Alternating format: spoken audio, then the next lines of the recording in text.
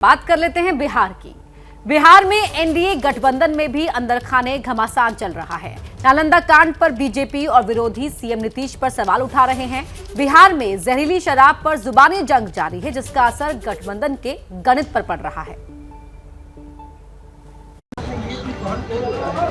तस्वीरें मोतिहारी की हैं। पुलिस अवैध शराब का धंधा करने वाली पंचायत प्रतिनिधि के घर छापेमारी करने पहुंची थी। शराब माफियाओं ने दरवाजा नहीं खोला, पुलिस दरवाजा तोड़कर अंदर घुसी। पंचायत प्रतिनिधि रूबी देवी समेत 3 महिलाओं को गिरफ्तार किया। बताया जा रहा है कि मौके से भारी मात्रा में नेपाली शराब भी बरामद हुई है। सुपौल में शराब पार्टी करने वाले 4 लोगों को गिरफ्तार किया गया है। गिरफ्तार 3 शख्स पेशे से बैंक कर्मचारी हैं।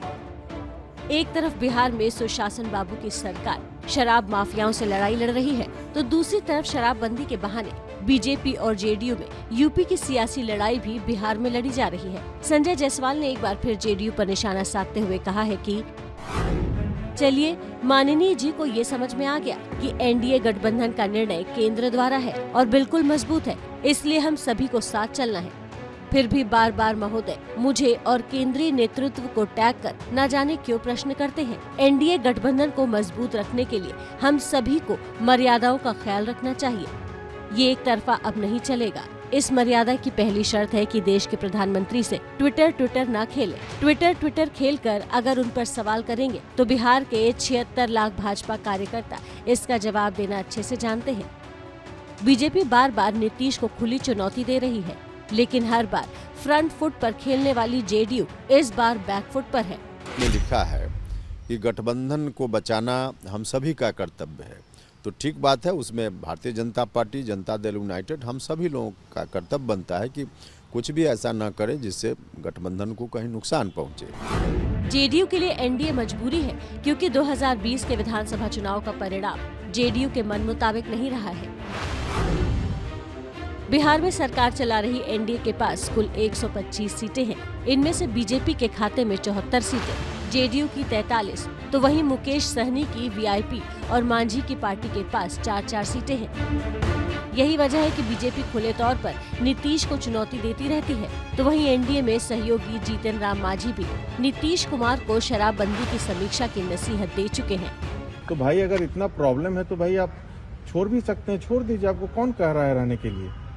लेकिन आप सब साथ रह करके अनाप शनाप बोलिएगा तो ये बर्दाश्त के बाहर होगा कोई भी सहयोगी दल। देखिए, जनता दल यूनाइटेड तो कुछ बड़बोले नेता राजनीति के चिरकुट हैं।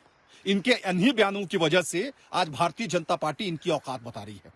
संजीव कुमार ने जो स्टेटमेंट दिया है वो शायद भूल गए हैं कि जीतन राम मांझी जी वो आसमान है जिस पर ये जितना दाग उठाने की कोशिश करेंगे वो दाग इनके मुंह पर आके गिरेगा।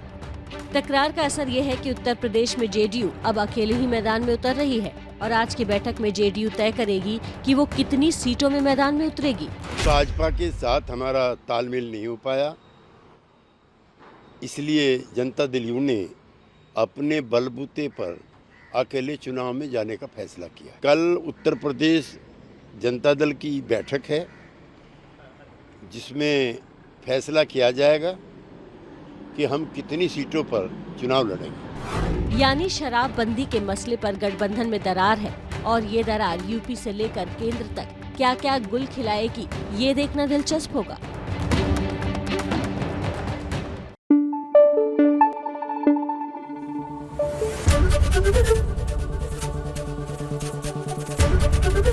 एबीपी न्यूज आपको रखे आगे।